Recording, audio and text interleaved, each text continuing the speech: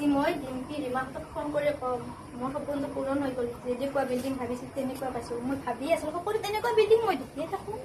বহুত ভাল লাগিছে। আৰু যদি মা পাপাহঁতৰ মতে বিয়া হ'লো এনেকুৱা বিল্ডিং চাগে নাপালোঁ হয়।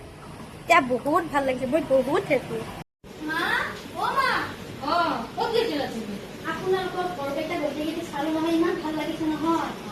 মই আৰু তোমাৰ হোটেলতে চাহ খালোঁ। বেয়া নাপাব দেই, মানে মই অলপ দেৰি হ'ল। নাই মোক বেয়া নাপাবা, কাৰণ আজি প্ৰথম দিন দেউতাই খাম বুলি ভাবিছিলোঁ, কিন্তু মোৰ এইটো অভ্যাস। মই শুনি গ'লো আজিৰ পৰা এনেকুৱা নহ'ব। এটা কথা কৰিব, আপোনালোকে ইমান ভাড়া দিয়ে পইচাটো বহুত পায়। ৰাজা দেখোন ডিউটিত নগ'লেই হয়, কিয় যায়? এইবিলাক বহুত কথা দিয়া, পিছত গম পাবা দিয়া। আজি আহিছাহে তুমি। দিয়ক নহ'লে মই ৰুমৰ পৰা আহোঁ। বোৱাৰী শুনাচোন। মা কওকচোন। আৰু তোমাক এটা কথা কওঁ, তুমি কিন্তু বেয়া নাপাবা। তাৰমানে তুমি যিবিলাক কাপোৰ পিন্ধি আছা, সেইবিলাক কাপোৰ আমাৰ ইয়াত নচলে নহয়। মা আজিকালি এনেকুৱা কাপোৰে পিন্ধে, নাপায় নহয়, দেখো মই পিন্ধি দেখো, সেই বুলি সকলো বোৱাৰীকে দেখি আমাৰ ঘৰত এইবিলাক নহ'ব। আপোনালোকৰ ইমান ধুনীয়া এখন ঘৰ, তেনেকুৱা ঘৰ তেনেকুৱা কাপোৰে পিন্ধিব লাগে, একোৱেই নকৰে। ঘৰৰ লগত কি কথা আছে? আমাৰ আমিতো এই কাপোৰ পিন্ধি পিন্ধি বুঢ়া হলো। এই গৰমত মই এনেকুৱা চাদৰ মেখেলা পিন্ধি থাকিব নোৱাৰিম দেই মা। আৰু আমাৰ কি গৰম নামে নেকি? আমাৰতো গৰম লাগে। তথাপিতো আজি আমি এই চাদৰ মেখেলা পিন্ধি এনেকে আমি আছো।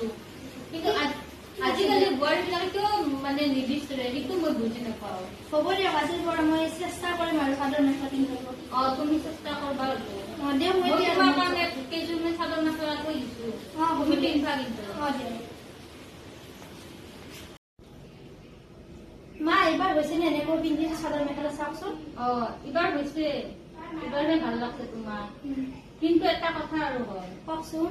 তুমি কিন্তু চুলি কচাই কাটি ল'বা লাগিব, আৰু সেন্দুৰখন ল'বা। হয় নেকি? আৰু তোমাৰ কাম কৰাত বিৰাট অসুবিধা হয় এনেকে যদি পিন্ধা। তুমি কাপোৰখন ভালকে পিন্ধা, এনেকৈ ল'ব লাগিব। তোমাৰে সুবিধা হ'ব। হ'ব দিয়ক, কোৱা মানে বেয়া নাপাবা। দিয়ক মই কথাখিনি তোমাক কলো। ইয়াত তুমি থাকা, মই পাকঘৰৰ পৰা আহো ৰ'বা। এনেকুৱা নিয়ম, চুলি বান্ধিব লাগে, সেন্দুৰ ল'ব লাগে, আৰু চাদৰখন এনেকৈ ল'ব লাগে। কি যে হ'ব নহয়। অৱশ্যে এটা কথা, এনেকুৱা কৰিবই লাগিব। ইমান এখন ধুনীয়া ঘৰ পাইছো, এইখিনি কৰি ল'ব পাৰিম মই। হ'ব আৰু যি হয় হ'ব, কৰি ল'ম। এনেকৈ ল'ম, বৰ ধুনীয়াকৈ এনেকৈ চুলি দিন কাটি ল'ম। কি আৰু ইমান ধুনীয়া এখন ঘৰ পাইছো নহয়। যি ভাবি আছিলো তাকেই হৈ গ'ল। মোৰ মনৰ আশা পূৰণ হ'ল। পাৰিম কৰিব। হয় কওকচোন, আপোনাক মই চিনিয়ে পোৱা নাই, কোনবা হয়? তোমাৰ মা নাই নেকি? মা ঘৰত নাই, অলপ ওলাই গৈছে। কিবা ক'ব লগা আছিলে কাৰণে। হয় নেকি? তেনেহ'লে মোকো ক'ব পাৰে, মই মাক কৈ দিম। তোমাক ক'ব নোৱাৰো দিয়া, তুমি নতুনকে আহিছা বোৱাৰী এটা। নবহে নেকি? নবহো দিয়া, মই যাওঁ। অলপ দেৰিকে আহি যাম মই। মই মা কি ভাবছে আপুনি? দিম ৰ'ব, ভাড়াটো দিয়ে আছো। ভাড়াটো তুমি 10 মাহ হ'ল আপুনি দিয়া নাই ভাড়াটো। এতিয়া নাপাতো কাম চাম যাব পৰা নাছিল না। ভাড়া অলপ ধৈৰ্য ধৰক, ইমান দিনটো ধৈৰ্য ধৰিছে। একমাহ চাব পাৰি, 10 মাহ হ'ল আপোনাৰ ভাড়াটো দিবা। কিন্তু আমিও জানছো, আমি দিলে আমাৰে ভাল, কিন্তু নতুনকে বোৱাৰীটো ৰাখিল না। অলপ সেই লাগে না, মানুহ মাহৰ পৰা মানুহ মাহে দিবা লাগে। ইমান কাৰণেহে 1 বছৰে হ'ব লগা হ'ল। আৰু কেইদিনমান ধৈৰ্য ধৰক। চাইছো আৰু আজিৰ ভিতৰত আমি মানুহ আছে। চাহ খাব, চাহ নাখাওঁ, মোৰ দেৰি হৈছে আৰু ৰুমত যাব লগা আছে। ভাবিছিলো নিজৰ ঘৰ এখন, ভাড়া ঘৰে ওলালগৈ। এনেকুৱা ঘৰ এখনত কেলে মই আনিছিলো।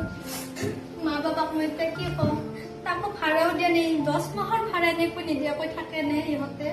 আৰু ফেচবুকৰ প্ৰেমত পৰি মই কি কাম কৰিলো? মোৰ এনেকুৱা দশা হ'ল, কপাল এইখন হ'ল।